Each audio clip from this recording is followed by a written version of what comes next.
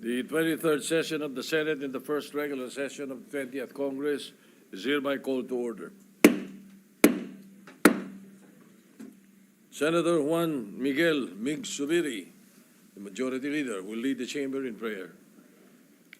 Please bow our heads in the presence of the Lord, and the Father, Son, and the Holy Spirit. Amen. Dear Lord, as our country is yet again battered by another storm, we pray for your grace and protection. Keep our people far from harm, secure in the warmth of your loving care. Beyond your divine grace for our people, we also pray that you bless this chamber with wisdom and fortitude as we rise to meet the calls for our people for transparency and accountability that has been ringing loud and clear across the country. Amid rising floodwaters and corruption, you have given the Filipino people strength and courage to voice out their anger and their demand for just governance. We ask now that you also give us strength and guidance in heeding that call. Help us in our duty of delivering good and honest service, built on humility and compassion. Help us restore our people's trust and deliver the just and honest service that we owe the Filipino people. In this we ask in the name of our Lord Jesus Christ. Amen. Amen. Secretary, please call the roll. Call of members. The Honorable Senator Aquino, Senator Cayetano Alan, Senator Cayetano Pia, Senator De La Rosa, Senator Ejercito, Senator Escudero, Senator Estrada, Senator Gatchalian, Senator Go, Senator Ontiveros, Senator Lacson, Senator Lapid, Senator Legarda, Senator Marcoleta, Senator Marcos, Senator Padilla, Senator Pangilinan, Senator Tulfo Erwin, Senator Tulfo Rafi, Senator Villanueva, Senator Villar Camille, Senator Villar Mark, Senator Zubiri. The Senate President is present. With 19 senators present, the chair declares the presence of a quorum. I'm sorry, 21. 21, we stand corrected. 21 senators present. I'm sorry, 22. 22 senators present. The chair declares the presence of a quorum. Challenge. Mr. President, Ando si Cheese, sugilid. Majority Leader. thank you, Mr. President. Mr. President, I move that we dispense with the reading of the journal of the 22nd session, Wednesday, September 17, 2025, and consider the same as approved. Is there any objection? There being none, the motion is approved. Thank you, Mr. President. No guests? Yes. Mr. President, our good gentleman from Bulacan, Senator Joel Villanueva, would like to be recognized, Mr. President. Senator Joel Villanueva is recognized. Thank you very much, Mr. President, to our Majority Leader. Thank you. Mr. President, just a short manifestation. Earlier today, during the hearing of the Blue Ribbon Committee, my name was once again mentioned by District Engineer Henry Alcantara. Mr. President, let me state this clearly at the very start. I am fully prepared to be investigated on these allegations. I have nothing to hide, and I welcome any inquiry that will bring out the truth. Mr. President, in fact, if we carefully review what transpired this morning, it was clear, very clear, from Mr. Alcantara's own statement that, number one, Mr. President, Mr. Alcantara said, hindi po ako nag-request ng kahit anong flood control project. Sinabi din po niya, wala po akong alam at hindi rin po ako kailanman sinabihan tungkol sa mga proyektong yan. Ang request po ng representasyong ito ay multipurpose buildings para sa aking mga kababayan sa Bulacan at hindi po flood control. Sinabi niya po yan. Sinabi rin po at inamin ni District Engineer Alcantara na may tulong daw siyang pinaabot pero hindi po sa akin, sabi po niya. At siya na rin po mismo ang nagsabi na wala po akong alam doon. Pero ayan, Mr. President, basta binanggit lang po yung pangalan natin, mentioned my name, operative word, mentioned. Mr. President, ano po ba ito? Masabi lang po yung pangalan natin at idadawit po tayo sa flood control issue. Kahit ang mismong testigo na ang nagsabi po na wala po akong alam. Mema lang, may masabi. I am ready, Mr. President, and my office is ready to be investigated, that the truth may come out. At katulad po ng pagdalo ko kanina, Ginoong Pangulo, sa ICI, nakahanda rin po akong bigyang linaw ang mga bagay na ito sa anumang forum o lugar at patunayan na mali, malisyoso at pawang kasinungalingan lamang ang ipinupukol po sa ating pangalan. Maraming salamat, Ginoong Pangulo. Majority Leader. Thank you very much, Mr. President. Mr. President, I move that we proceed with the reference of The business. Secretary will proceed with the reference of business. Bills on first reading, Senate number 1331, an act converting the mountain province Ilocos Sur Road via Dakudak Pilipil Road into a national road and appropriating funds therefore. Senator Marcos. Referred to the Committee on Rules. Senate number 1332, an act establishing a general hospital in the city of Iligan, province of Lanao del Norte, to be known as the Iligan's General Hospital, appropriating funds therefore. Senator Marcos. Referred to the Committee on Rules. 1333, an act providing for the conversion of the Suyo-Sigay del Pilar Road located in the province of Ilocos Sur into a national road, appropriating funds therefore. Senator Marcos. Referred to the Committee on Rules. 1334, an act granting full tax benefits to government purchases during a state of calamity and for other purposes. Senator Marcos.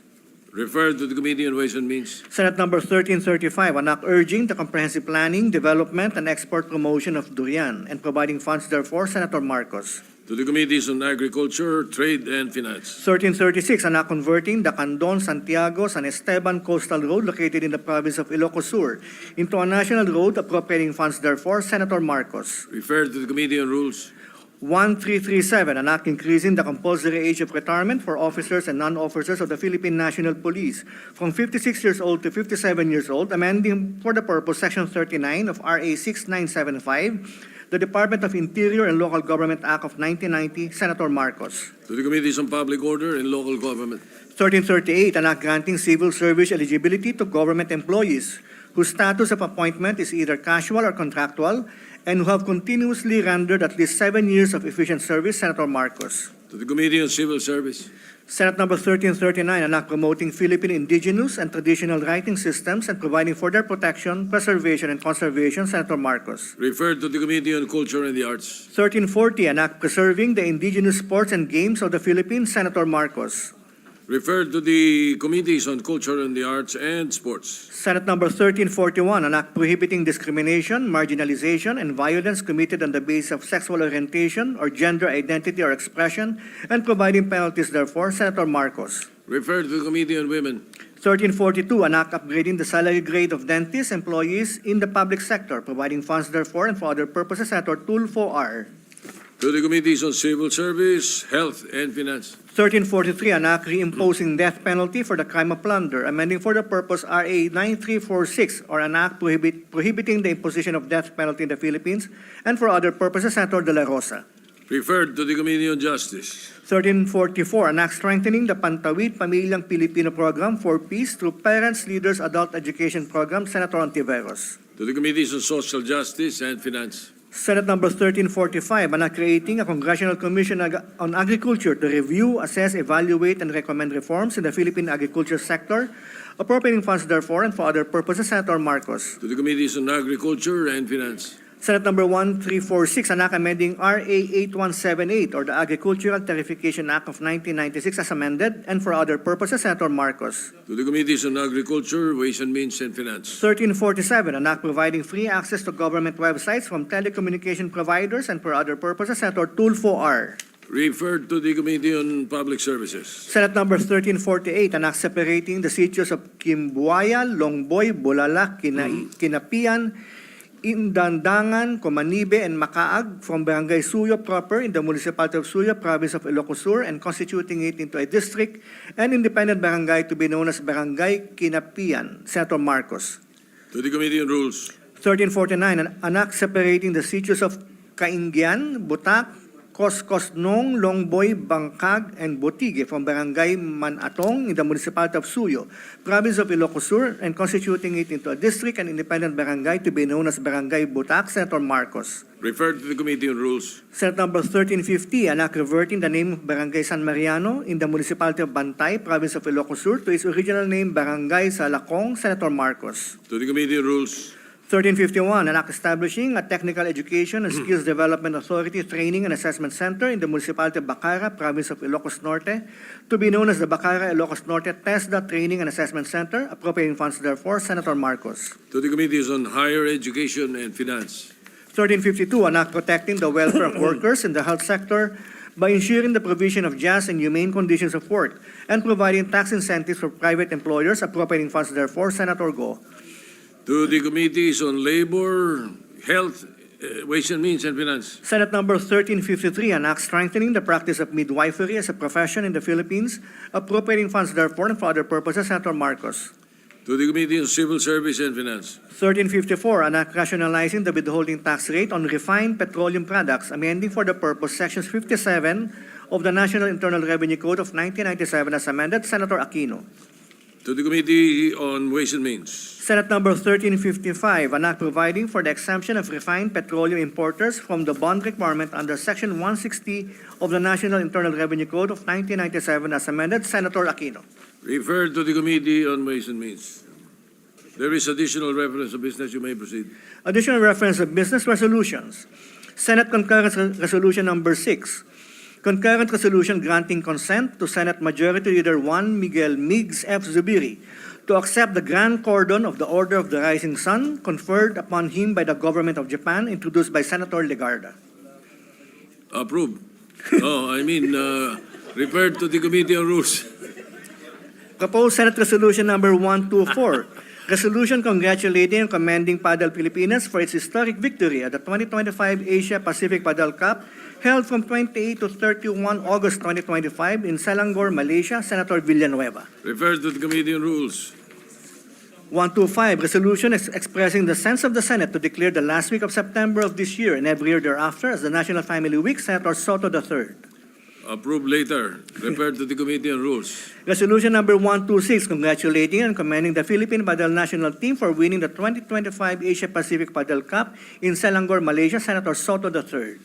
Referred to the Committee on Rules. Resolution number 128, commemorating the 115th birth anniversary of Wenceslao Q. Vinsons and honoring him as the perpetual symbol of hope and youthful leadership in the struggle against poverty, inequality, and corruption, Senator Pangilinan. Referred to the Committee on Rules. Resolution number 129, congratulating and commending the Asia Pacific Padel Cup 2025 Philippine delegation for emerging as champions of the 2025 APPC, held from 28 to 31 August 2025 in Selangor, Malaysia, Senator Legarda. To the Committee on Rules.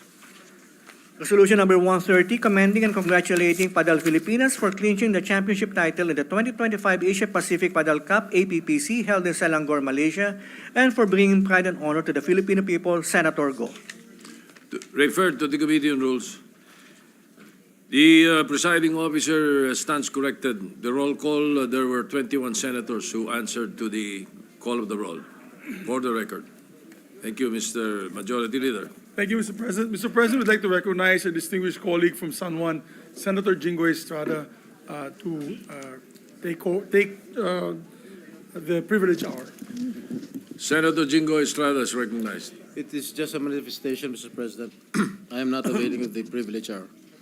Mr. President, I cannot, in good conscience, let the remarks made earlier by our colleague, Senator Francis Pangilinan, during the Blue Ribbon Committee pass without rebuttal.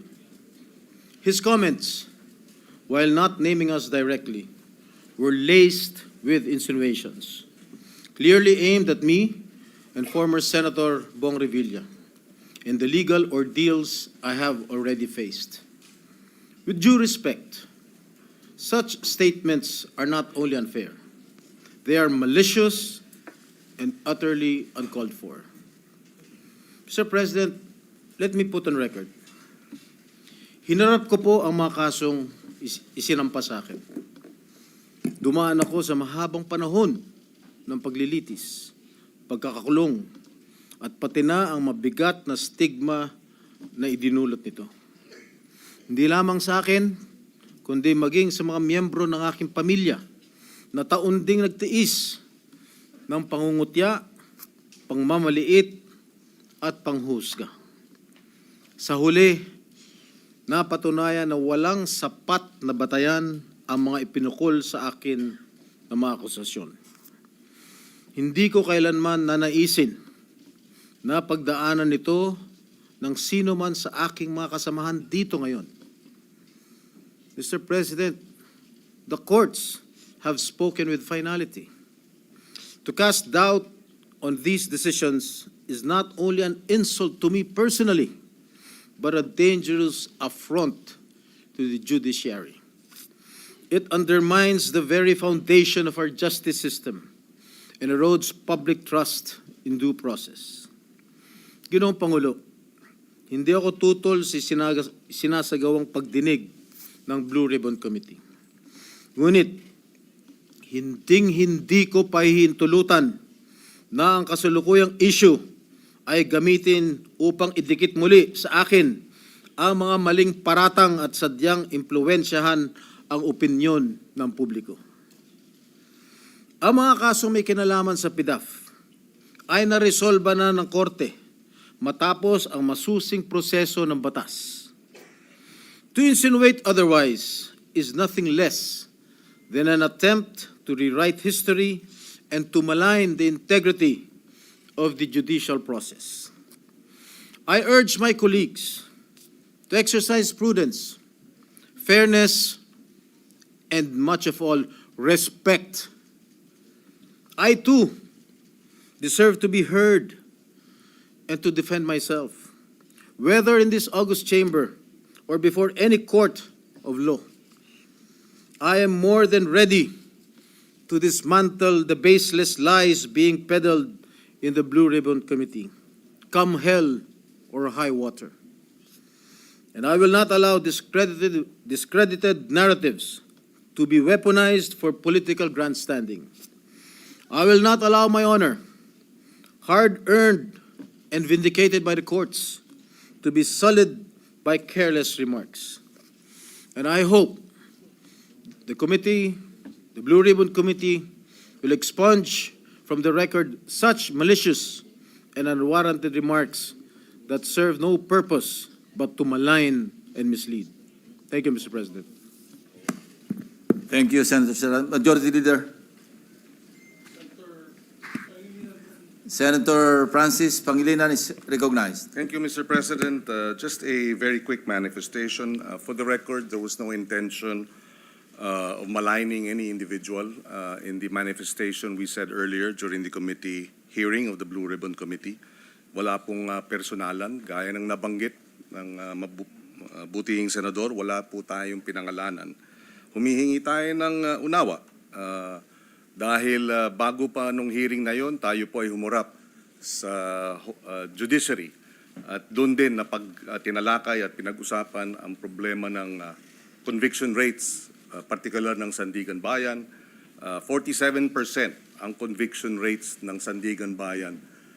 Ibig sabihin, sa bawat dalawang kaso, isa absuelto. That was the context, Mr. President, of our manifestation earlier. There was no intention of maligning any senator with that manifestation. For the record, Mr. President, and again, humihingi tayo ng unawa kay Senator Jinggoy Estrada. Wala pong personalan yung ating earlier manifestation. I hope he will understand. Thank you, Senator Francis Pangilinan. President, yes, if I you may respond. Ang sabi po ni Senator Pangilinan, wala ho siyang binanggit na pangalan. Pero napaka-obvious naman po ang kanyang sinabi kanina dun sa Blue Ribbon Committee. Ang sabi niya, if I may quote, well, if I may, kung maaari ko siguro ikomento, siguro kung yung Napoles cases inauwi doon, halip na absuelto, kulong, baka hindi na nangyari itong mas malaking kurakot. Those were the words of Senator Kiko Pangilinan. Sino ba ang pinatatamaan niya? Sino ba ang pinatatamaan mo? Di ba? It's very obvious. that I was being alluded to. Remember, Mr. Senator Pangilinan, that I was acquitted by the court. Are you questioning the decision of the court acquitting this representation? You're a lawyer. I'm not. You shouldn't be talking that way. You are undermining the judicial process in our country. You being a member of the bar. Thank you, Mr. President. May I ask a minute for suspension? Majority Leader. May I ask, oh, very. Session is suspended. Yes, ma'am.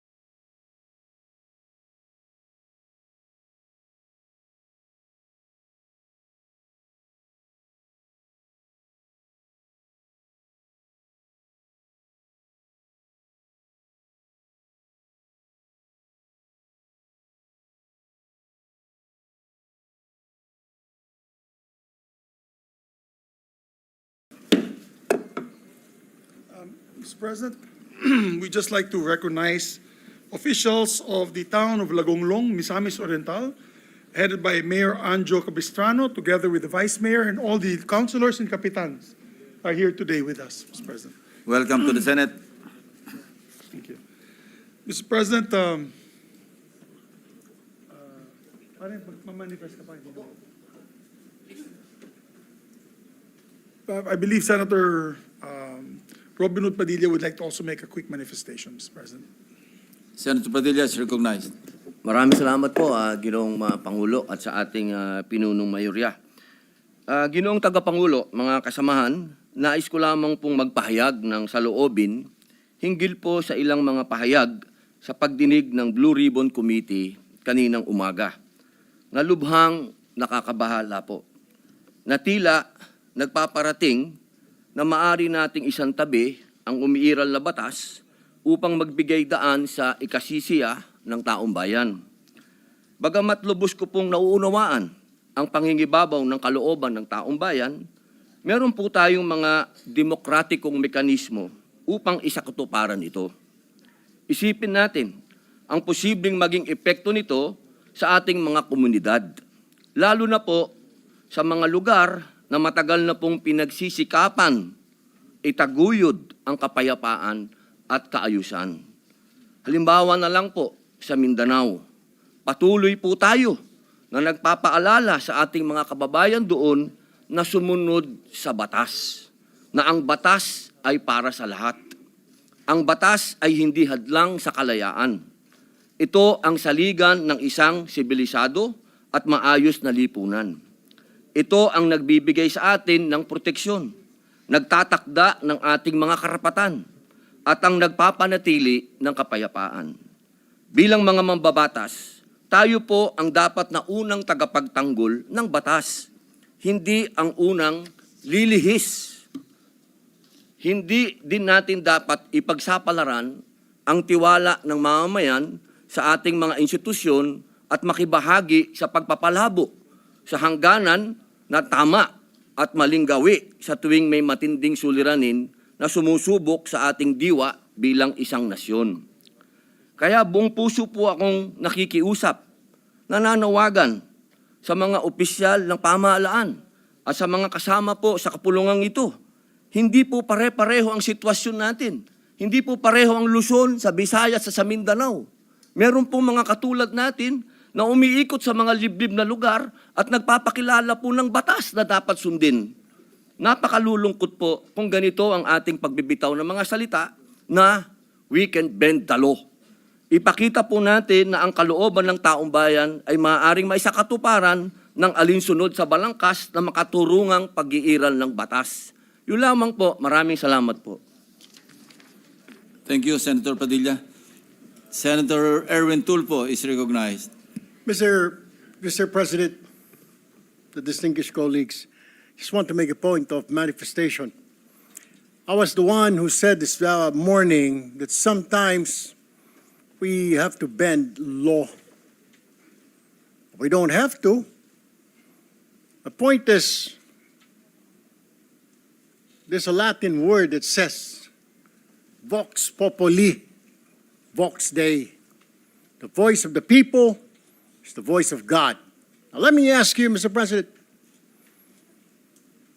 is our law higher than the voice of God? Is our law higher than the voice of the people? Mr. President, the law is supposed to protect the people. What we are asking, Mr. President, is the return of the value of good faith. I understand, Mr. President, what the gentleman from Pampanga this morning was saying, that it is not a requisite to return the money na kinuha po ng mga kontraktor, ng mga kumita po sa flood control project, Mr. President. Tama po yun, hindi po. At meron pong prosesong sinusunod tayo na kailangan sundin. Pag gumulong na yung batas, hayaan ang korte ang magsabi, Mr. President, tens of thousands of people went out last Sunday. Narinig ko po, hindi ko po alam kung yung mga kasama natin narinig. Narinig ko po yung sigaw ng taong bayan. Ibalik ang pera namin. Malinaw po. And I was asked by a reporter, by an interview, your comment. I said the message is loud and clear, Mr. President. Ayusin natin sa gobyerno ang ating mga trabaho. Iwasan po mahulog sa korupsyon. The people are demanding that these people, contractors, DPWH officials, including politicians who made wealth, kumita po sa flood control, na kung maaari isoli nila ang kanilang ninakaw sa bayan. And I think that is the right thing to do.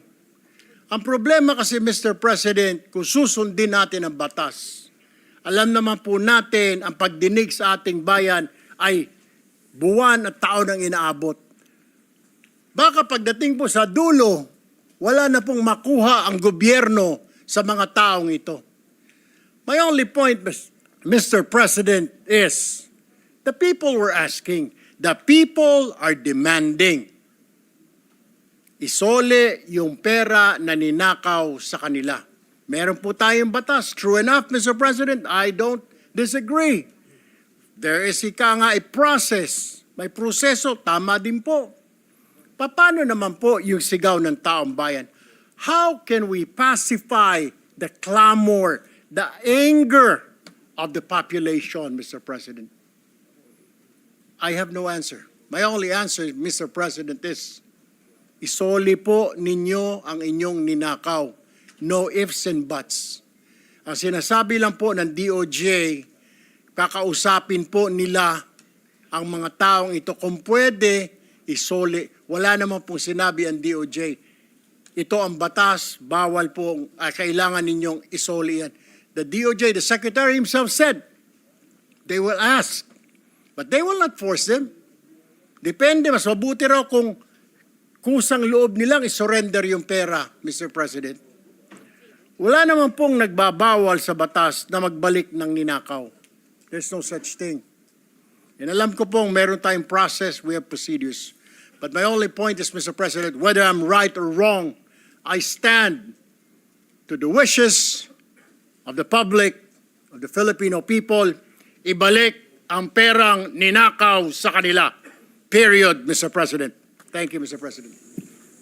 Thank you, Senator Erwin Tulfo. Senator Padilla is recognized. Opo.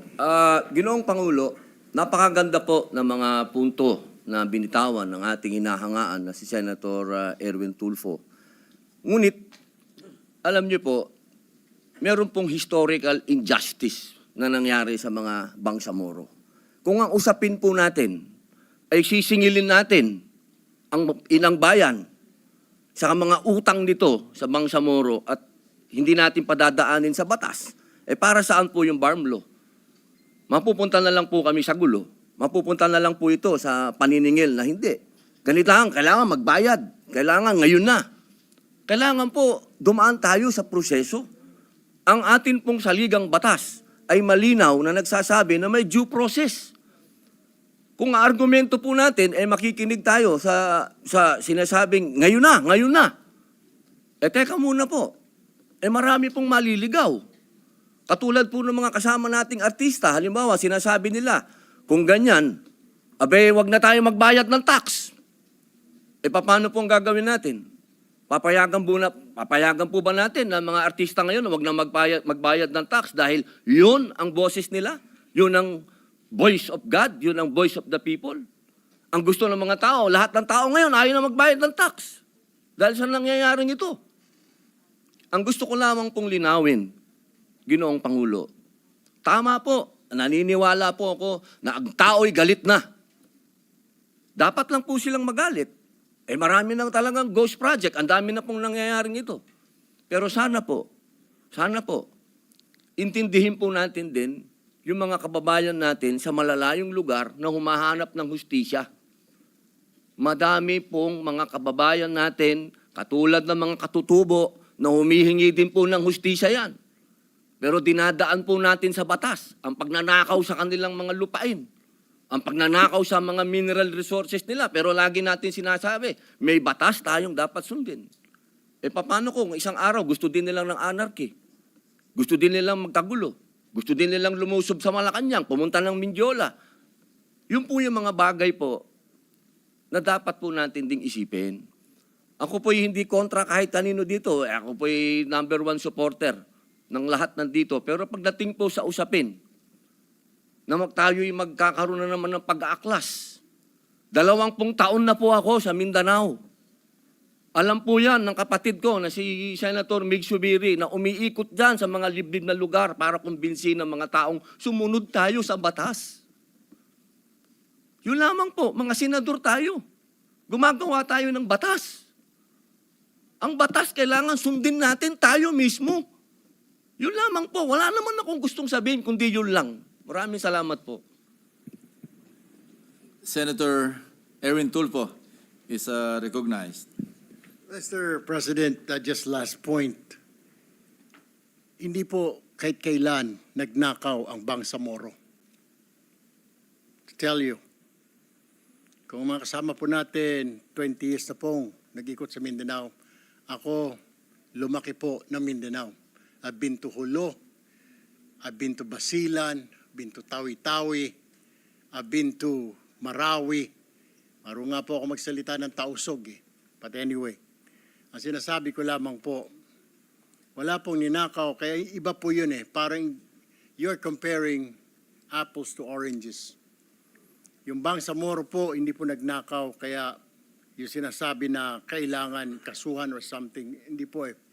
Ang sinasabi ko lang po, ito'y malinaw na yung sinisigaw po ng mga kababayan natin ni Sole. And that's my own opinion, Mr. President. We have to return it.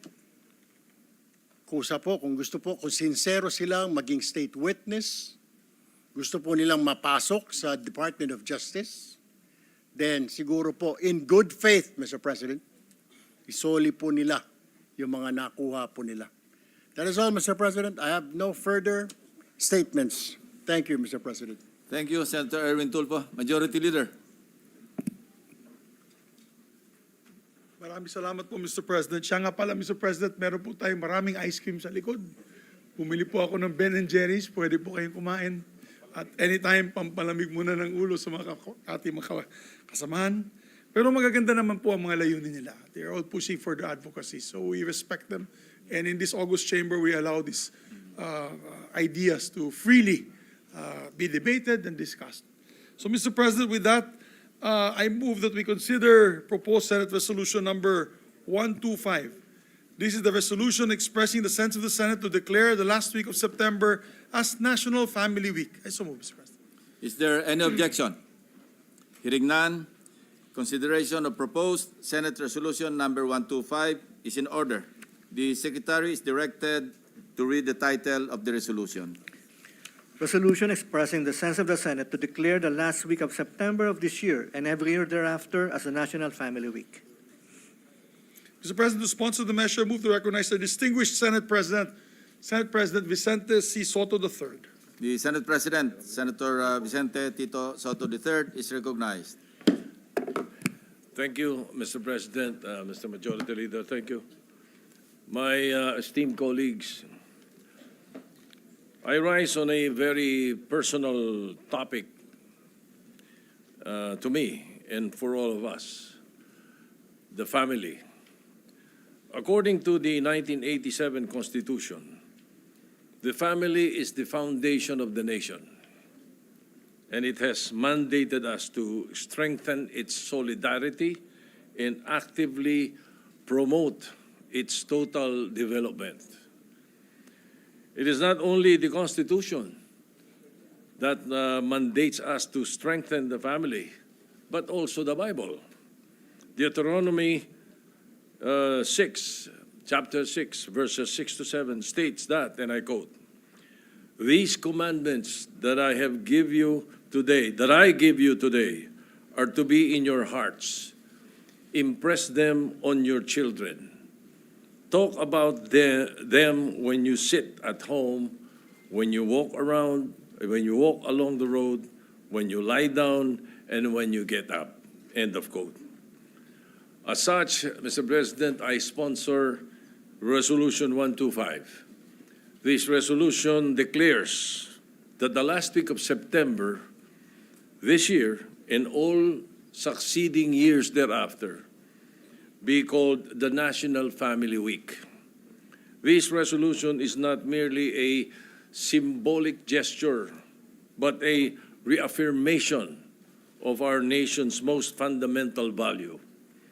Our nation is not only built on concrete and steel, but also in the foundation of the Filipino family.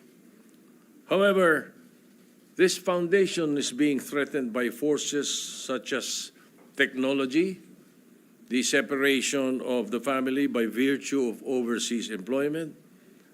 As such, this resolution, the Senate sends a strong message that we, the national representatives of this nation, believe and trust that the family is not merely a relic of the past, but a living and real hope for the future. Finally, my colleagues, this resolution is a simple but powerful act, and the value to the social fiber of our nation is immeasurable. Let us, as a Senate, stand with the Filipino family. Let us pass this resolution and encourage everyone to actively participate in the meaning of this resolution, the family.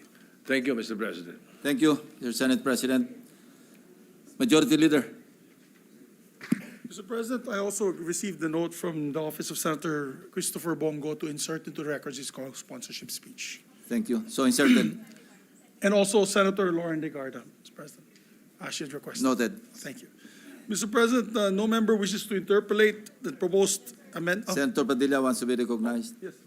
Senator Padilla is recognized, Mr. President. Senator Padilla is recognized. Assalamualaikum po ulit.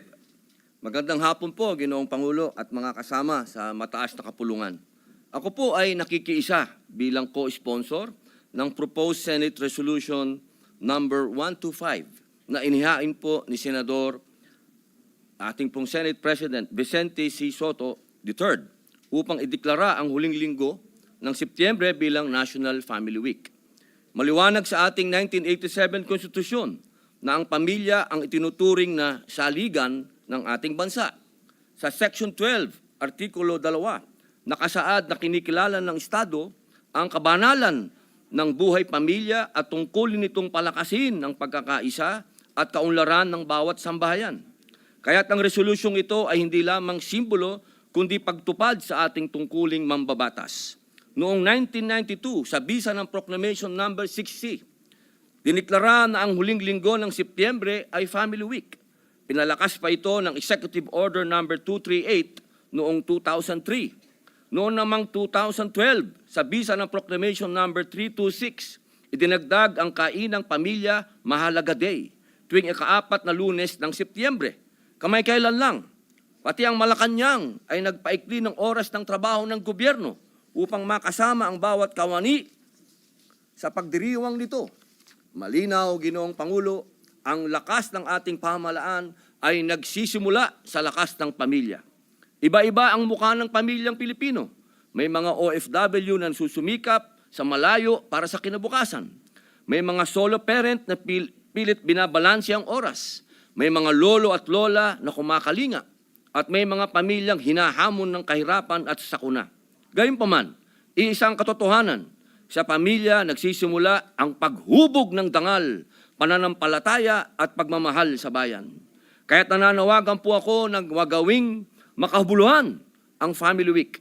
Hindi lang selebrasyon, kundi pagkilos, parenting at marriage seminars, livelihood programs, child protection actions, mental health support, at disaster preparedness para sa buong sambayanan at sambahayan. Bilang isang ama at lingkod bayan, naniniwala po ako kung matatag ang pamilya, matatag ang republika. Kaya sa ngalan ng bawat pamilyang Pilipino, buong puso po akong nakikiisa kay Senador Soto at sa kapulungan ito sa agarang pag-adapt ng resolusyong ito. Maraming salamat po. Thank you, Senator Padilla. Majority Leader. Thank you, Mr. President. Mr. President, I would like to stand corrected. The good gentle lady from Antigua, instead of inserting to the records, would like to co-sponsor the measure. May we recognize Senator Lauren Legarda, Mr. President. Senator Lauren Legarda is recognized. Thank you, Mr. President. I stand before you today to co-sponsor Senate Resolution 125, expressing the sense of the Senate to declare the last week of September of this year and every year thereafter as a National Family Week. According to the PSA's 2020 census, out of 109 million Filipinos, 108.7 million live in households. This is equivalent to 9 out of 10 Filipinos living in households with their families. However, the weight of economic pressures and the changing social landscape has affected the family rhythm. Oftentimes, both parents and children are compelled to work longer hours to meet the daily expenses of the family. As a result, family time, once defined as shared meals and conversations, is sacrificed. What used to be a norm of sitting together to share stories, seek guidance, and build common values has now become a rare experience for Filipino families. Also, while technology has advanced and brought many benefits, it has also introduced new distractions, making face-to-face communication within families a scarce resource. Since the state is tasked to protect and strengthen family life as a basic autonomous social institution, it is only proper for this institution to help in nurturing and upholding the welfare and unity of Filipino families. Thus, I urge my esteemed colleagues to support and adopt proposed Resolution 125 to express a sense of the Senate to declare the last week of September of this year and every year as a National Family Week. Simple as it may seem, through this measure, we affirm that amidst the difficulties and distractions of our lives, the heart of the Filipino continues to beat strongest within the home. Let this observance be our yearly reminder that our progress as a people will always be measured by the strength of our families, the values we pass on, and the bonds we choose to keep. Thank you, Mr. President. Thank you, Senator Legarda. Majority Leader. Before Senator Erwin, I think Senator Pia manifested first, but would you allow him to go ahead, Madam? Yes, we'd like to recognize Senator Erwin Tulfo. Senator Erwin Tulfo is recognized. Mr. President, I would just like to manifest my support on Senate Resolution number 125, which is expressing the sense of the Senate to declare the last week of September of this year and every year thereafter as the National Family Week. Family is very important, Mr. President. Otherwise, we won't be here. If we don't have a family, we don't have parents who brought us all here. So I agree, Mr. President, and we should immediately pass this resolution number 125, and I support the said resolution filed by Senator Soto, the sponsor, and co-sponsor Senator Bongo and Senator Lauren Legarda. Thank you, Mr. President. Thank you, Senator Tulfo. Majority Leader. May we recognize Senator Pia Cayetano, sir? Senator Pia Cayetano is recognized. Thank you, Mr. President. I'd like to align myself with the sponsor, the Senate President, on proposed resolution number 125, expressing the sense of the Senate to declare the last week of September of this year and every year thereafter as the National Family Week. But bago ho ako tumayo dito, ni-research ko ng konti kasi nalilito ako kung ano ba talaga ang sineselebrate natin. Family Week, eating healthy, medyo nagpatong-patong na siya. So ngayon, naiintindihan ko natin. I-share ko din sa mga nakikinig sa atin para maliwanag sa atin kung anong sineselebrate natin. So noong 1992 pala, there was a proclamation declaring National Family Week. So it's just a family week, which is exactly the essence of the sponsorship speech of the Senate President. And then noong 2012, nagkaroon ng kainang pamilya mahalaga. Mahalaga din? Yes. Mahalaga din. So sinabayan niya yung National Family Week na sinabing let's all eat together. So okay naman yun kasi as Filipinos and I think worldwide, we celebrate life momentous events by eating together. So okay din naman yun. And then yesterday, si National Nutrition Council, nagpahayag siya na eat healthy with your family. So doon ako magpo-focus, Mr. President. Hindi lang kumain, eat healthy. So papangalanan ko na yung mga masasama para sa atin, yung sobrang mga soft drinks, yung sobrang matataba, sobrang matatamis, lahat yon. And everything in excess is bad. Siyempre kung may celebration, hindi ko naman sinasabing huwag tayo mag-celebrate, di ba? Pero imbis na yung jumbo size, kasi ano yan racket po yan ng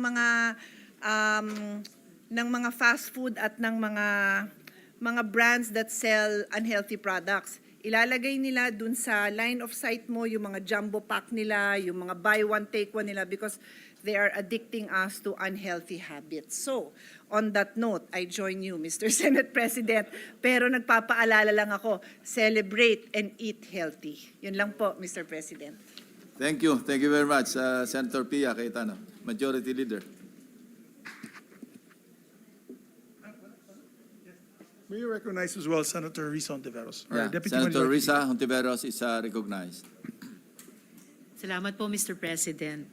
I rise in strong support of proposed resolution number 125, declaring the last week of September as National Family Week. Panahon palagi para alalahanin at alagaan ang ating pamilya. The Senate President is right. There is an assault of technology on the family. Sa panahon ng AI at social media, hindi lang oras ang ninanakaw, pati ang kaligtasan ng ating mga anak.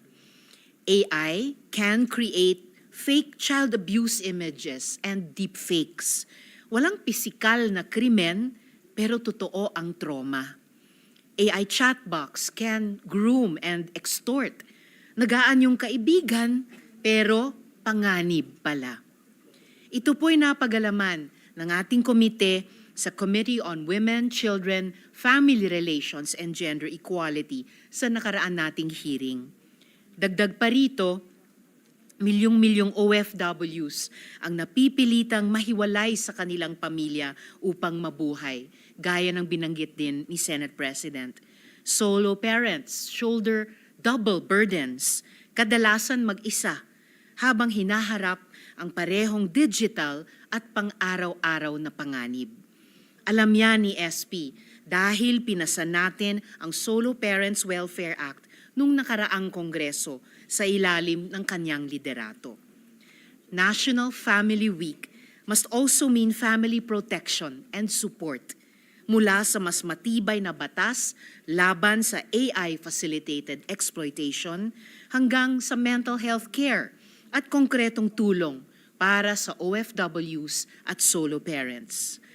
Ang pamilya ang unang tahanan ng lipunan. Let us make it safe and whole, even in the digital world. Salamat po, Mr. President. Thank you, Senator Risa Hontiveros, Majority Leader. Thank you, Mr. President. We'd like to also ask that, for the record, Senator Raffy Tulfo would like to insert his co-sponsorship speech of PS Resolution number 125, just for the record. So ordered. Mr. President, I move that all members present today to be made as co-authors, Mr. President. Is there any objection? Hearing none, the motion is approved. And, Mr. President, there being no other member wishes to interpolate the proposed amendments of the measure, I move that we adopt proposed Senate Resolution number 125, subject to style. I so move, Mr. President. Yeah, is there any objection? Hearing none, proposed Senate Resolution number 125, subject to style, is hereby adopted. Congratulations to our sponsor, the Senate President, to all the co-sponsors, Mr. President. Mr. President, we'd like to recognize our Deputy Majority Floor Leader, Senator Ercito. Senator J.B. Ejercito is recognized. Mr. President, I move that we consider Senate Concurrent Resolution number 6. This is the resolution granting consent to Senate Majority Leader Juan Miguel Zubiri to accept the Grand Cordon of the Order of the Rising Sun. So move, Mr. President. Is there any objection? Hearing none, consideration of Senate Concurrent Resolution number 6 is in order. The Secretary is directed to read the title of the resolution. Concurrent resolution granting consent to Senate Majority Leader Juan Miguel Migs F. Zubiri to accept the Grand Cordon of the Order of the Rising Sun conferred upon him by the government of Japan. To sponsor the measure, I move to recognize Senator Lauren Legarda. So move, Mr. President. Senator Lauren Legarda is recognized. Mr. President, dear colleagues, I rise today to sponsor Senate Concurrent Resolution Number 6, which I have the honor of introducing. As its author, I proudly express my support for Senate Majority Leader Juan Miguel Migs F. Zubiri in his acceptance of the Grand Cordon of the Order of the Rising Sun to be conferred by the government of Japan. The Order of the Rising Sun was first created in 1875 to recognize individuals who have made notable contributions to the public and the Japanese nation, including foreign individuals who have paved the way for stronger relations between their people and the people of Japan. Currently, it is awarded in 6 classes, with the Grand Cordon being the highest class. Among the distinguished Filipino recipients of this highest honor are former Senators Manuel B. Villar, Franklin M. Drilon, and Edgardo J. Angara, and former Cabinet Secretaries Carlos P. Romulo, Albert F. Del Rosario, Carlos G. Dominguez III, and Alberto G. Romulo. On the international stage, notable awardees include former Singaporean Prime Minister Lee Kuan Yew, former UNICEF Executive Director Carol Bellamy, and Microsoft co-founder Bill Gates. The conferment of the Grand Cordon of the Order of the Rising Sun by the government of Japan to another Filipino is a testament to the Philippines' enduring commitment to strengthening its relations and cooperation with Japan. Senator Mig Zubiri has exemplified these qualities and is truly deserving of this distinction. As former Senate President, he advanced the corporate recovery and tax incentives for enterprises to maximize opportunities for reinvigorating the economy, or Create More Act, which generated livelihood opportunities for Filipinos while supporting exporters, including Japanese firms. He also advocated the Reciprocal Access Agreement to enhance regional security and spearheaded parliamentary exchanges with the National Diet of Japan during the 19th Congress. With his works being recognized by the government of Japan, I urge our esteemed colleagues to adopt this concurrent resolution granting consent to Senator Zubiri to accept the Grand Cordon of the Order of the Rising Sun conferred upon him by the government of Japan, in accordance with Article 9B, Section 8 of the Constitution, which requires congressional consent before any public officer may accept a title from a foreign government. I congratulate Senator Juan Miguel Zubiri for being granted the privilege to accept such a prestigious title. May he continue to be our exemplar of statesmanship in cultivating harmonious relations, not just with the country of Japan, but with all nations. Thank you and congratulations. Thank you, Senator Legarda. Majority Leader. Yes, Mr. President, Senator Robin Hood Padilla would like to co-sponsor Senate Concurrent Resolution Number 6. I move that he be recognized. Senator Robin Padilla is recognized. Maraming salamat po, Ginoong Pangulo. Mga ginagalang kong kasama, buong puso ko pong sinusuportahan ang pagbibigay pahintulot sa ating kagalang-galang na Senate Majority Leader Juan Miguel Migs Zubiri na tanggapin ang Grand Cordon of the Order of the Rising Sun mula sa pamahalaan ng Japan. Ang parangal po na ito ay karapat-dapat na pagkilala ng kanyang pamumuno at pagsusumikap na pagtibayin ang ugnayan ng Pilipinas at Japan na pinatutunayan ng kanyang track record at natatanging tatak ng serbisyo publiko para sa ikabubuti ng ating bayan.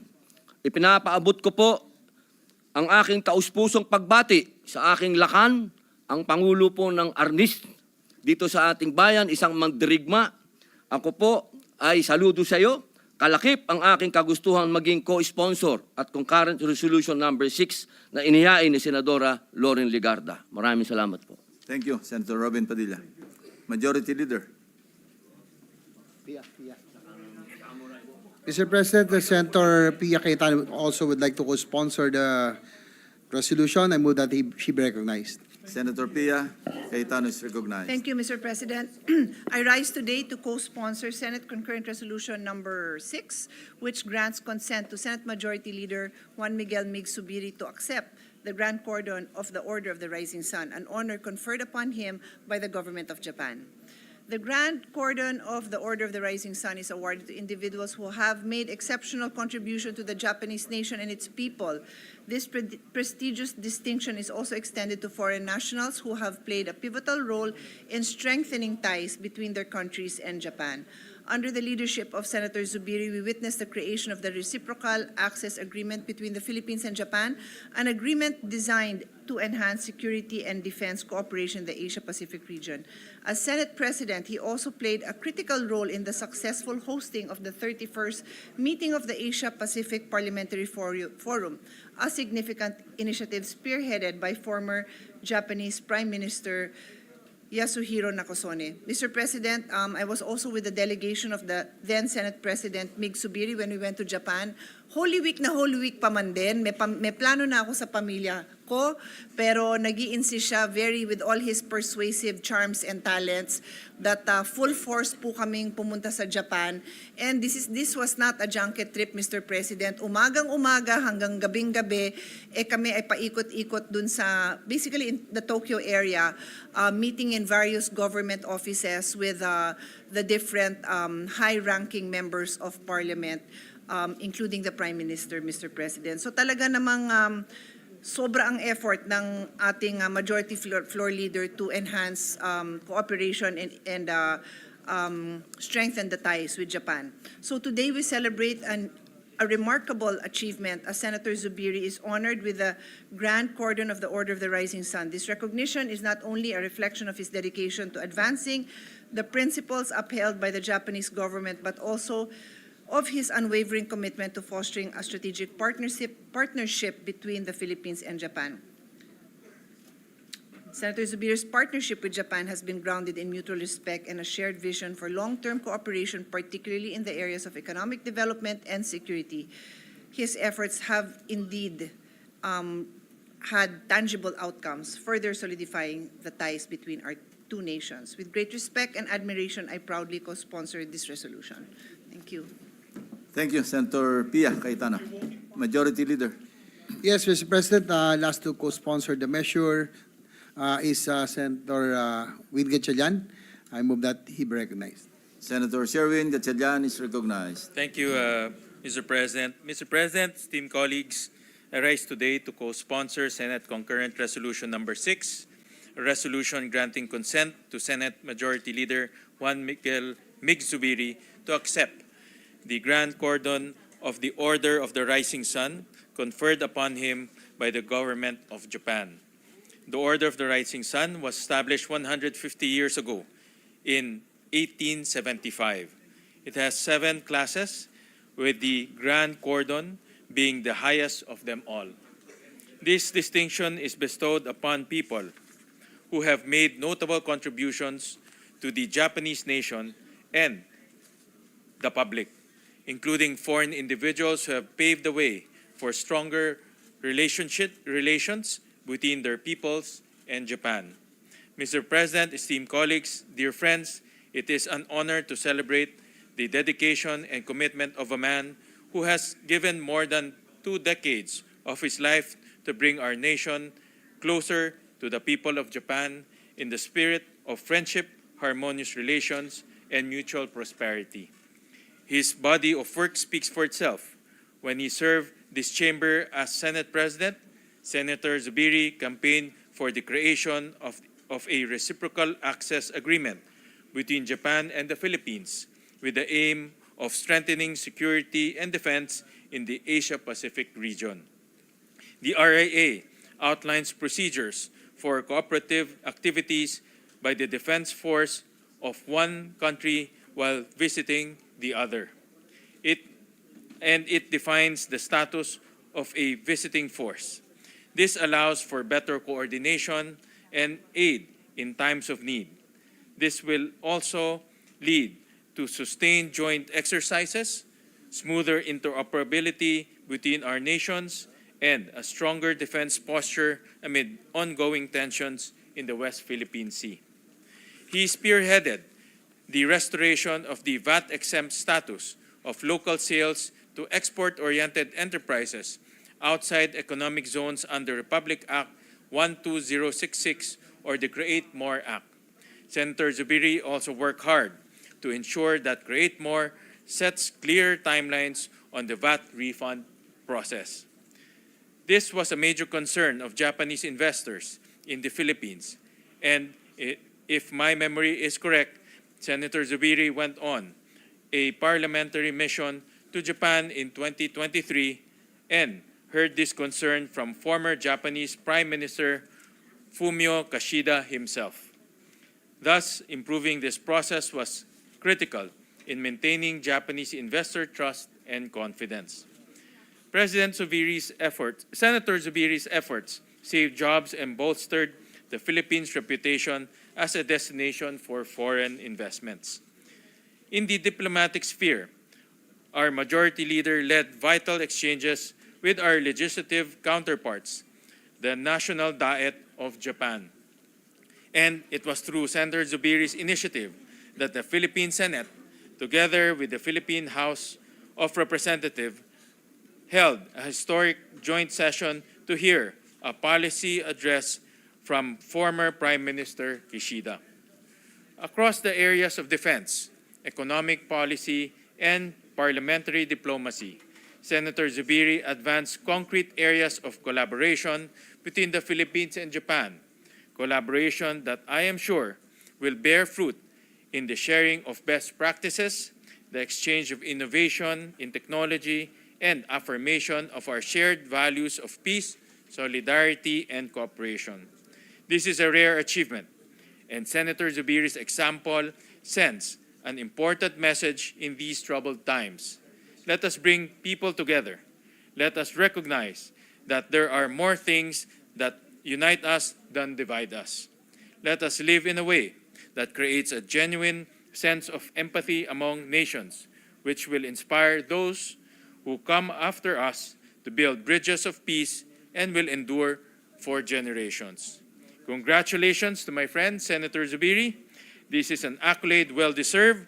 I am sure you will enjoy many more years of achievement, success, and distinguished service. Thank you, Mr. President and esteemed colleagues. Thank you, Senator Gatchalian. Majority Leader. Mr. President, last to co-sponsor the Senate concurrent resolution is Senator Risa Ontiveros. I move that she be recognized. Senator Risa Ontiveros is recognized. Salamat po, Mr. President. Nais ko lamang pong idagdag yung aking tinig sa pugay at pagsabi ng mabuhay ng ating kapulungan kay Senate Majority Leader Juan Miguel Mig Zubiri sa ating pagpapayag na kanyang tanggapin ang Grand Cordon of the Order of the Rising Sun na ibinibigay sa kanya ng pamahalaan ng Japan. Mr. President, the Order of the Rising Sun ay isang Japanese order na itinatag noong taong 1875 ni Emperor Meiji na siya namang ama ng Meiji Restoration sa Japan.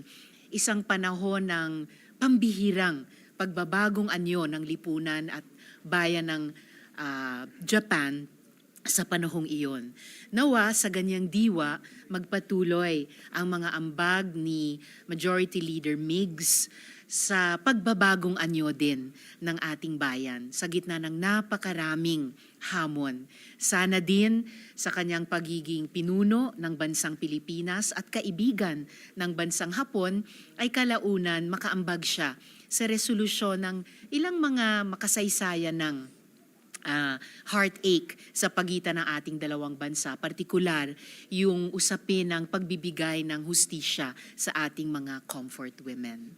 So maraming salamat po, Mr. President, at muli mabuhay kay Majo Mig sa kanyang pagtanggap nitong karangalang ito. Salamat po, Mr. President. Thank you, Senator Risa.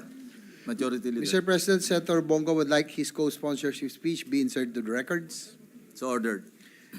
Yes, Mr. President, before I move for the adoption, I'd just like to also add that I was part of the the Group 1 Senate President, then Senate President Zubiri, scheduled that parliamentary visit to Japan. We had a call with the Prime Minister Fumio Kishida, and he actually invited the Prime Minister to come to the country, and it was Senate President Mig Zubiri who was the architect of the joint session, which was historic because Prime Minister Fumio Kishida addressed both houses of Congress. So, and I was there, and we were always together in our advocacy of helping or strengthening our Coast Guard, our armed forces, and I think we have made strides during our visits to France and others, and most especially Japan through the RAA, the ratification of the RAA agreement. And of course, our well-known Mr. Congeniality is the only Senate President who even sang a birthday song to the Speaker of the Diet then, no? So with that, I'm proud to have been part of that group, Mr. President, and Senator Zubiri indeed deserves to be given such an honor. With that, Mr. President, there being no member who wishes to interpolate or propose amendments to the measure, I move that we adopt Senate Concurrent Resolution number 6, subject style. So move, Mr. President. Is there any objection? Hearing none, Senate Concurrent Resolution number 6, subject to style, is hereby adopted. Congratulations. Mr. President, with the permission of the body, I move that all present members of the Senate be made co-authors of this resolution. So ordered. Mr. President. You are recognized. Thank you, sir. I would just like to give my utmost appreciation and thanks to all our distinguished colleagues who co-sponsored the measure. Senator Lauren Legarda, who's been my ate for the longest time. I also had the distinct honor to sponsor her award by the French government. It was a Légion d'honneur of the French government, the highest award given by the French government to individuals for also their, of course, also their award given to individuals that help strengthen ties between two countries in France. I'd also like to thank, of course, Senator Robin Hood Padilla, Senator Sherwin Gatchalian was with us in that very historic trip. Senator Pia Cayetano as well was with us in that very historic trip where we, and together with Senator J.V. Ejercito, we were 11 senators, Mr. President, so much so that because of the number of senators in that trip, they granted us a visit with or a meeting with the Prime Minister Kishida, and because of that meeting, we were able to push forward the reciprocal access agreement training of our soldiers and their soldiers, both in Japan and in the Philippines, particularly also in Coast Guard training, because they had donated more ships to the Coast Guard as well as ships to our Philippine Navy. And it strengthened the ties between our two countries, and we also did a personal invitation to Prime Minister Kishida to come to the Philippines, which he did in that historic visit, the first Prime Minister of Japan to address both houses of Congress. And on a side note, my children, when they saw the letter, they asked me, Dada, are you now samurai? Kala na knighthood ako ng emperor ng Japan. Sabi ko, hindi. It's just an award.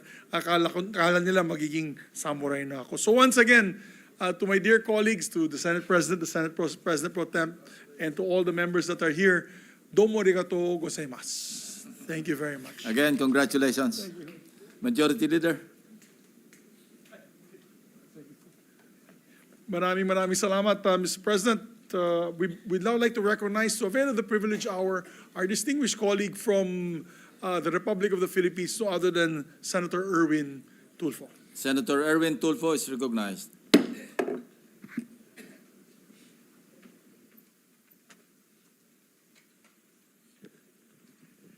Mr. President, distinguished colleagues, I rise today on a matter of urgent national concern. Habang ginaganap po ngayon sa ating bansa ang FIVB Men's Volleyball World Championship, a global sporting event that should bring pride and joy to the Filipino fans, two serious issues have stained its integrity. Una, the Philippine National Volleyball Federation, under the leadership of Mr. Ramon Suzara, has allowed the promotion of 1xBet, an online gambling operator that is illegal in the Philippines. Illegal po ito, bawal. At malinaw na under the law, online gambling operators without proper license from PAGCOR and regulation are prohibited. Ang tanong ko po ngayon, Ginoong Pangulo, bakit pinayagan ng PNBF ang isang kumpanyang labag sa ating batas na mag-advertise sa isang prestiyosong international event na nakatuon dapat sa sports development at kabataan? Mr. President, are we sending the message to our youth that illegal gambling is acceptable? Basta may pera, that the prestige of a sporting event like volleyball can be auctioned off to the highest bidder kahit bawal. Ikalawa, the matter of ticket prices, Mr. President, mga kababayan, the ticket for this event noong mga unang araw range from 15,000 at ang pinakamura ay 1,500. 15,000 pesos para makapanood lang po ng volleyball. Sino naman po ang makakabibili ng ganyang kamahal na ticket? Siyempre, hindi po ang ordinaryong estudyante. Hindi rin po ay mga mahilig sa volleyball sa probinsya o mga batang nangangarap na maging volleyball players. This is not inclusion, Mr. President. This is exclusion. Instead of bringing volleyball closer to the people, we are driving them away. Instead of inspiring the youth, we are telling them sports is only for the rich. At nang tanungin po si PNBF President Suzara tungkol dito, ang sagot niya, we cannot please everybody. Mr. President, this is arrogance of the highest order. Public trust, public responsibility, and sports development are not about pleasing everybody. They're about fairness, integrity, and inclusivity. Kaya malinaw ang tanong ko kay Mr. Suzara, Mr. President, why is an illegal gambling entity allowed in this tournament? Pangalawa, why are Filipino fans are being priced out of this international event held in their own soil? 3, and why does the leadership of PNBF dismiss this legitimate concern so lightly, as if the Filipino people do not matter? Mr. President, colleagues, this is not just about volleyball. This is about governance, accountability, and the message we send to our people. Kung dito po sa larangan ng sports, lantaran na ang kapabayaan at kawalang malasakit, what more in other bigger arenas? I call on this chamber, Mr. President, to investigate these matters, to hold the PNBF accountable and to protect both the integrity of sports and the welfare of Filipino fans. Mr. President, colleagues, let us not allow volleyball, a sport of passion and unity, to be tainted by illegal gambling and elitist practices. Maraming salamat po, Ginoong Pangulo. Magandang hapon po sa ating lahat. Thank you, Senator Tulfo. Majority Leader. Mr. President, I move that the speech of a distinguished gentleman, we recognize Senator Pia Cayetano, Mr. President. To interpolate, Senator Pia Cayetano is recognized.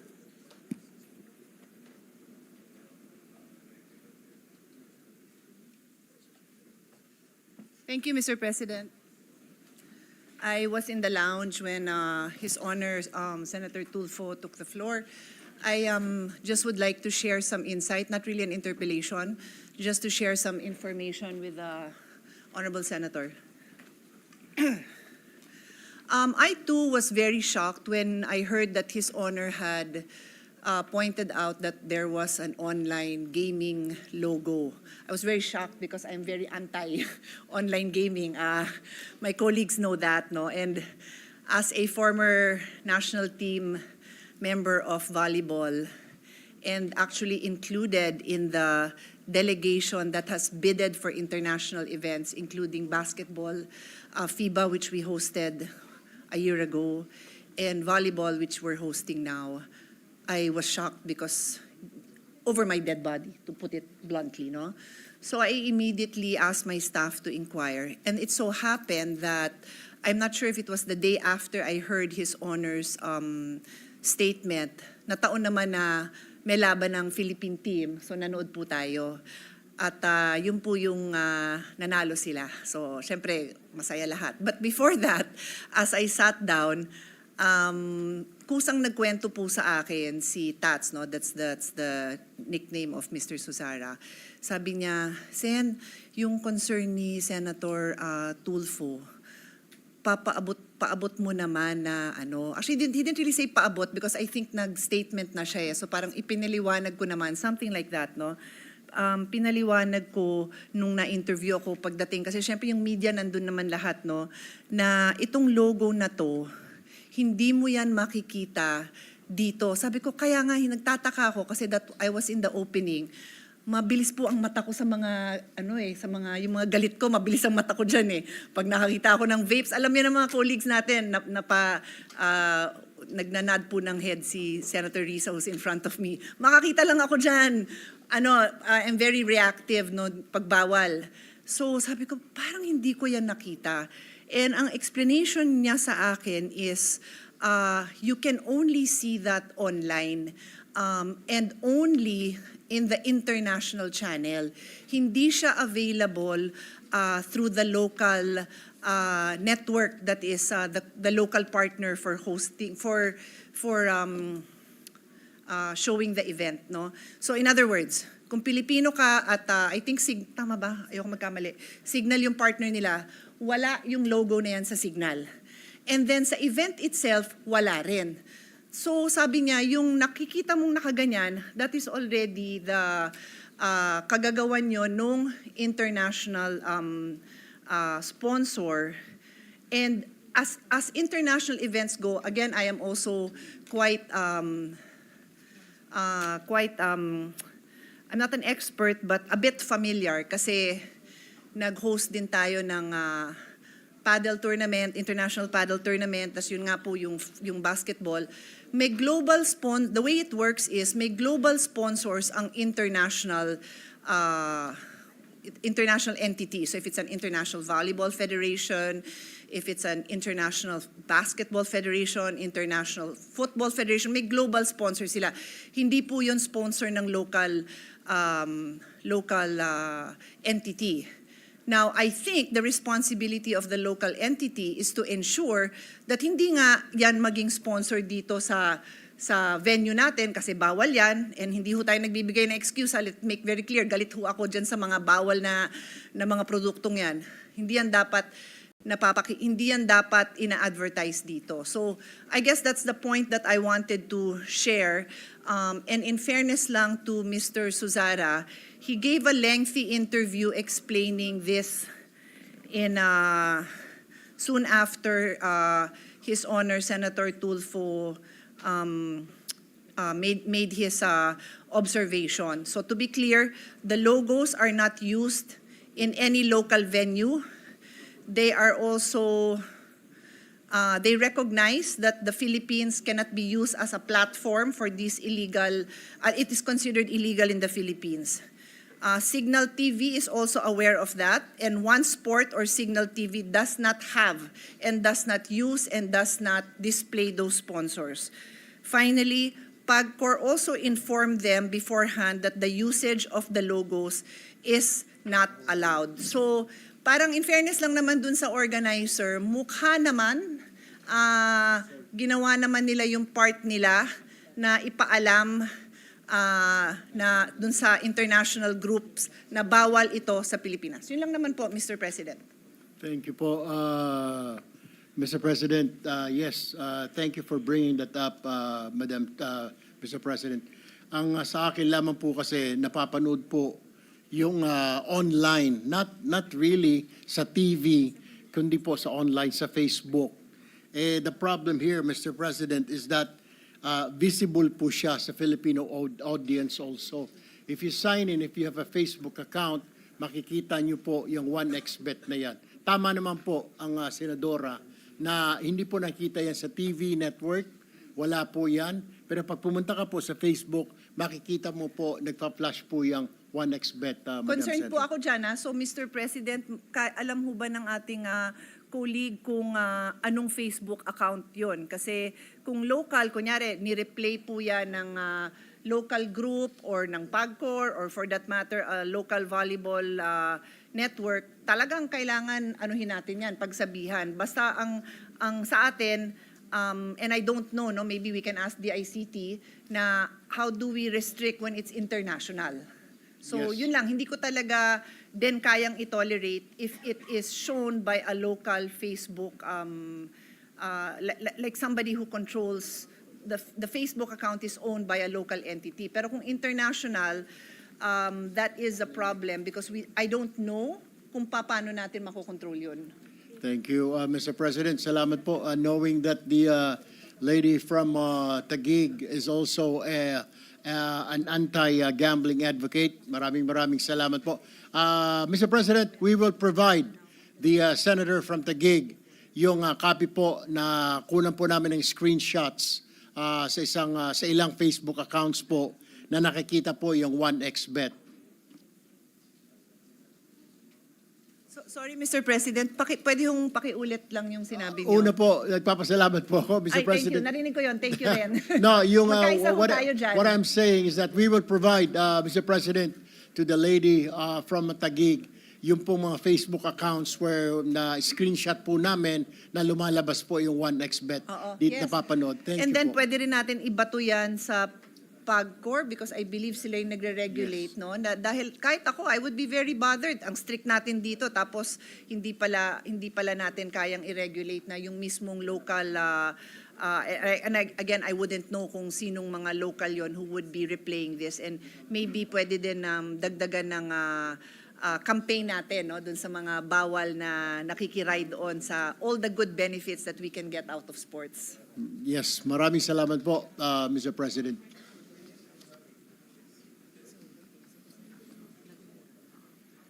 Sige, thank you, Mr. President.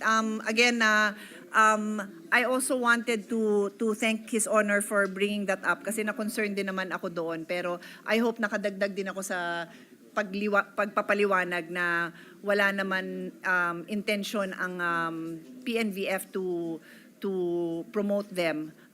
But we will all be supportive in making sure that these entities that are not allowed to advertise in the Philippines do not get any space here in our territory. Thank you, Mr. President. Noted, Mr. President. Maraming salamat po.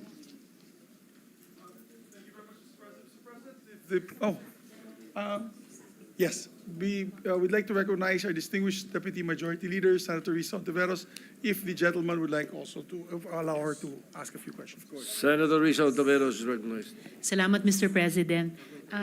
Good gentlemen, maikling manifestation lang po, 3 punto, at ma-appreciate ko po kung gusto nyong magkomento sa kahit alin sa mga puntong ito.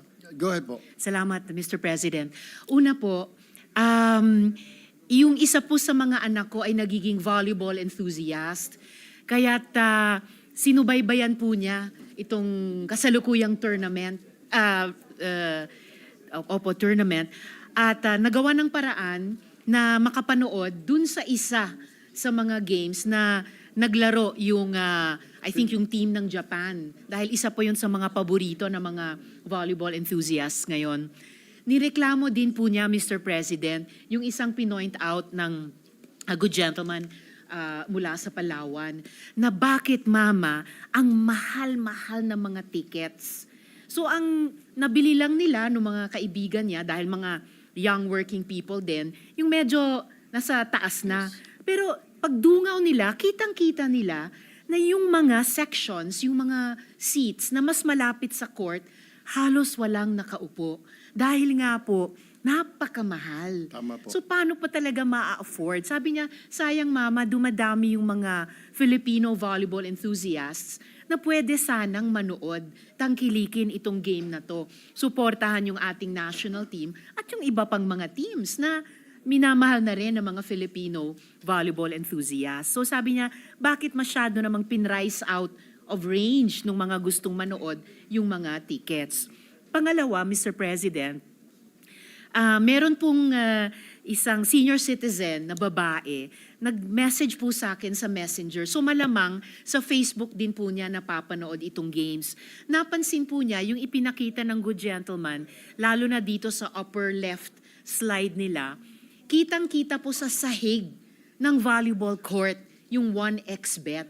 Kaya nagreklamo din siya. Bakit kitang-kita? Parang na-advertise tuloy dito sa upper left slide, dun sa upper left din na portion, kitang-kita po yung 1xbet. Sabi niya, akala ko ba, papunta na tayo sa strict regulation kung hindi man banning ng online gambling. Kitang-kita dito sa isang tanyag na sports event. So, yun po yung pangalawang observation na gusto kong ibahagi, good gentleman, mula sa Palawan. At yung huli po, balik po ako dun sa obserbasyon ng anak ko at mga kaibigan nila. Sabi niya, Mama, pag pumupunta kami halimbawa sa mall, habang tumatakbo itong volleyball tournament na to, napapansin po namin ang daming mga turistang Hapon na sumusunod sa kanilang national team. Sila naglalakbay para lang panoorin yung team nila maglaro kahit sa ibang bansa. Sabi niya, at kasama pa nila yung kanilang mga pamilya. Sabi niya, sayang, hindi sinamantala na i-maximize ito para din sa ating domestic tourism. Dahil naglalakbay na rin lang naman sila, mga Japanese tourists, kasama pa nung kanilang pamilya. Sana na-maximize na offeran sila ng mga tour packages, whether dito sa Metro Manila or kahit sa mga kalapit lalawigan, habang andito lang naman sila para panoorin at suportahan yung kanilang national team. So yun lamang po, good gentleman, mula sa Palawan. Ilang pong mga obserbasyon mula sa mga kababayan natin, mga kabataan at hanggang mga senior citizen na napupukaw yung kanilang concern sa mga kaugnay na issue habang pinanonood itong volleyball games na binring sa atensyon natin ng good gentleman mula para sa sa Palawan. kalaman po Salamat ng po at salamat, Mr. President. ating pong butihing senadora, binabaan na po daw yung kanilang ticket. Pero ang tanong po, is it lower compared to international benchmarks and the purchasing power of Filipino fans? Medyo hindi pa rin po eh. At saka pangalawa po, binabaan nila kasi nilalangaw na po, sayang, wala na pong nanonood. And then, we sponsored that game tournament po. We paid so much money for this tournament. Tapos, wala pong return, Mr. President. Thank you po. Salamat, Mr. President at good gentleman. Di ba, sayang first time yata nating i-host itong global tournament. And napapansin daw nung ibang mga national teams, parang nagtatanungan sila, nasaan na yung mga manonood? Nasaan na yung mga audiences? Nakakalungkot naman at nakakahiya din po. We could have done much, much better. Salamat, good gentleman, mula sa Palawan. Salamat, Mr. President. Maraming salamat po. And Mr. President, yes. Senator P. Cayetano is recognized. Just for the information of all, I just want to put on record din kasi may alam din naman ako tungkol sa pagpaplano nitong volleyball event na ito. Kasama from the start ang Department of Tourism. And from the start, all the countries that qualified to participate were, I don't know the exact details. I'm not involved with DOT's plan, but definitely the idea was to really involve DOT from the very start so that precisely, not just kasi marami dun sa players, sorry sa mga fans, pero marami dyan may girlfriend na at may asawa. So kasama ang mga girlfriend at asawa. At yung mga partners nila, ipinapasyal po yan. Alam ko po yun kasi not this particular tournament, but there's the world nations that we also have hosted many times. Yan yung pinupuntahan ng mga bata. I'm sure yung anak ni Senator Risa, yan yung tinutukoy niyang napupuntahan niya. And ine-entertain po natin na Philippines is known to be one of the best hosts talaga. I can at least attest for that part na yung typical Filipino hospitality. Nakakarating not just sa players, sa coaches and their team, but pati sa mga supporters nila. As to how effective it is, of course, we would all like to know na ma-maximize kasi tama naman din yung concern na ni-raise ni Senator Risa na sana na ma-maximize kasi gusto talaga natin ma-maximize na maikot nila ang buong, kung pwedeng buong Pilipinas habang nanonood po sila dito. Yun lang naman ang karagdagang info na gusto ko lang i-share sa lahat po. Thank you.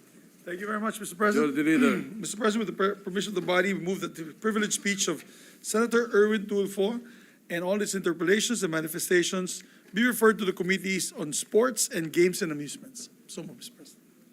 Any objection? Hearing none, so referred.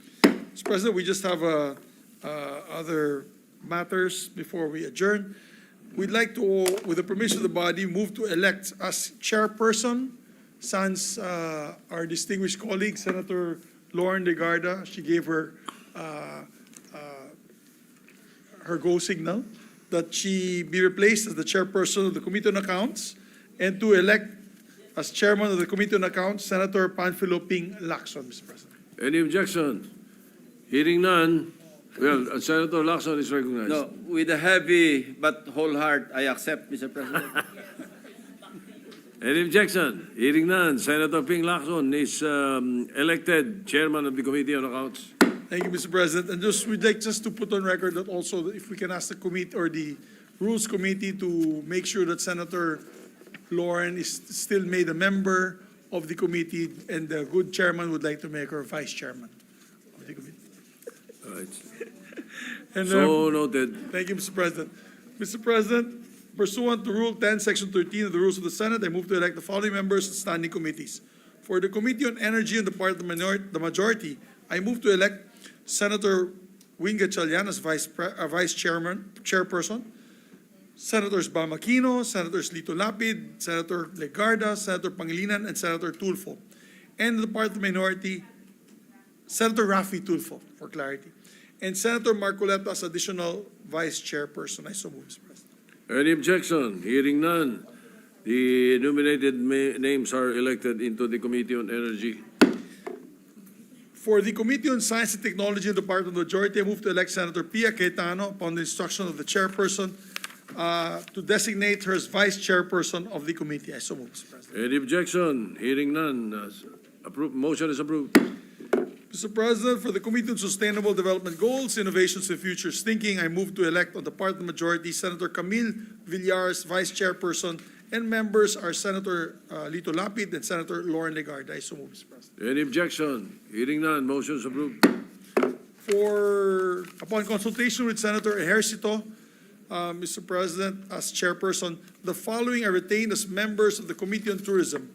On the part of the majority, Senators Wing Gatchalian, Senator Lito Lapid, Senator Lauren Legarda, Senator Francis Pangilinan, Senator Rafi Tulfo, Senator Camille Villar, and Senator Mark Villar, with Senator De La Rosa as vice chairperson. I so move, Mr. President. Any objection?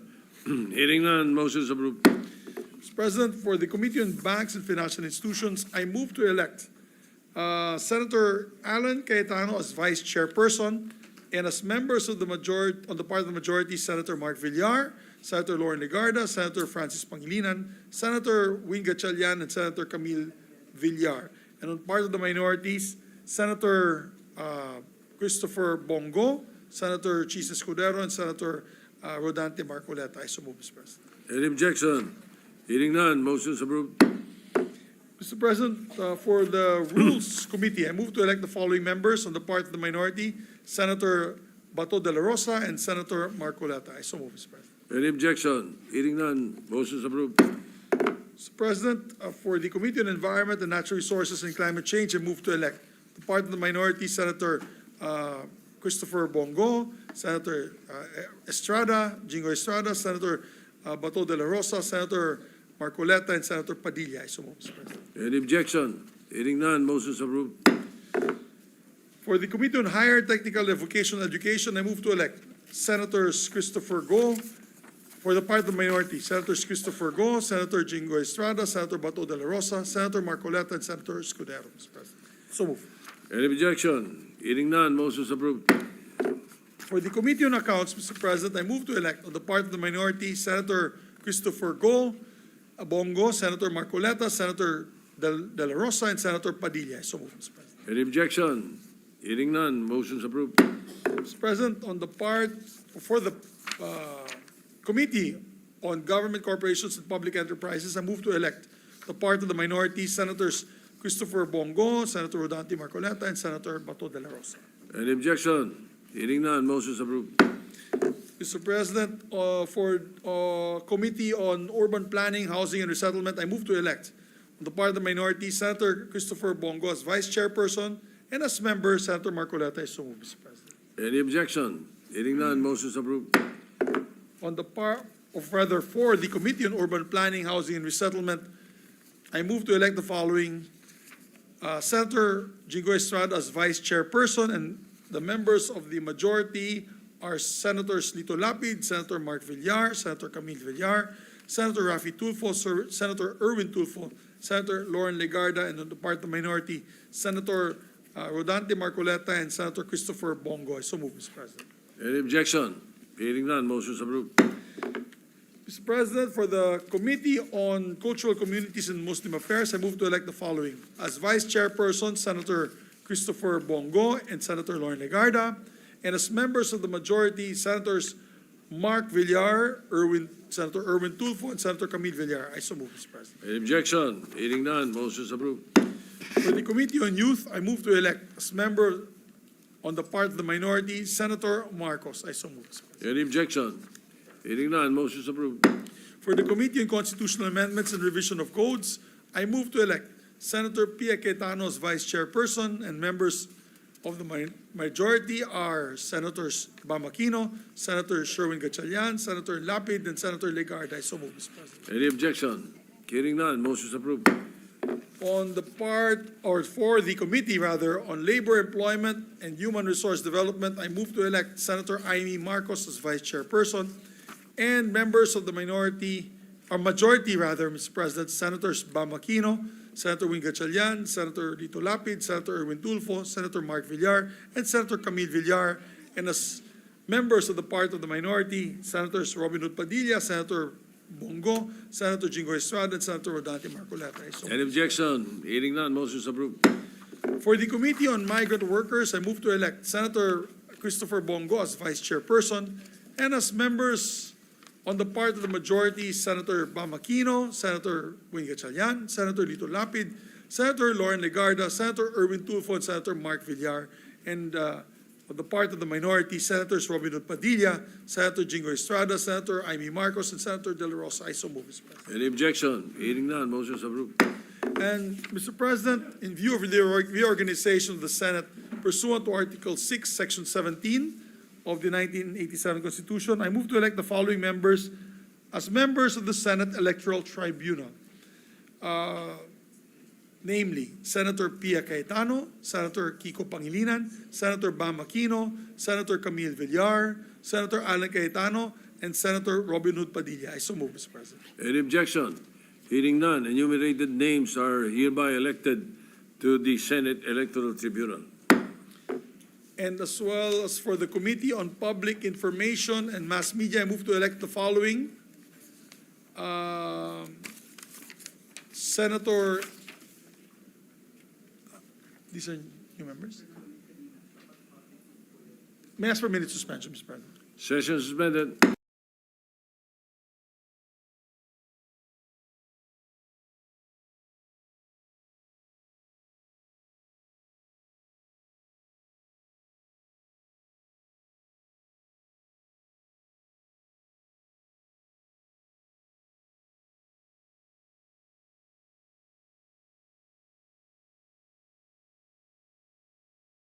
Mr. President, with due apologies, there is a mistake coming from the staff. That when we read the Committee on Urban Planning, Housing, and Resettlement, it was a wrong heading. It's the Committee on Public Info and Mass Media. So again, let me correct.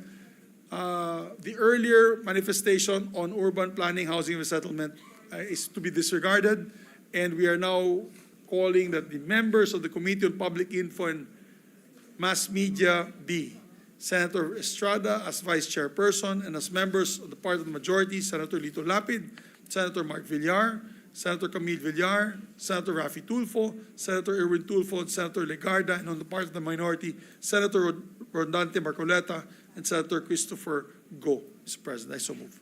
Any objection? Hearing none, the correction is made. Motion is approved. Thank you, Mr. President. And for the Committee on Local Government, I move to elect as members of the part of the majority, Senators Win Gatchalian, Senator Lito Lapid, Senator Raffy Tulfo, Senator Mark Villar, Senator Bam Aquino, Senator Camille Villar, Senator Lauren Legarda. I so move, Mr. President. Any objection? Hearing none, motion is approved. And we'd also like to move to elect Senator Raffy Tulfo as member of the Committee on Social Justice, Welfare, and Rural Development, Vice Senator Lito Lapid. I so move, Mr. President. Any objection? Hearing none, motion is approved. With that, Mr. President, I move that we adjourn the session until 3 o'clock in the afternoon, Wednesday, September 24, 2025. I so move, Mr. President. Any objection? Hearing none. The session is adjourned until 3 o'clock in the afternoon of Wednesday, September 24, 2025. Maraming salamat po, Mr. President.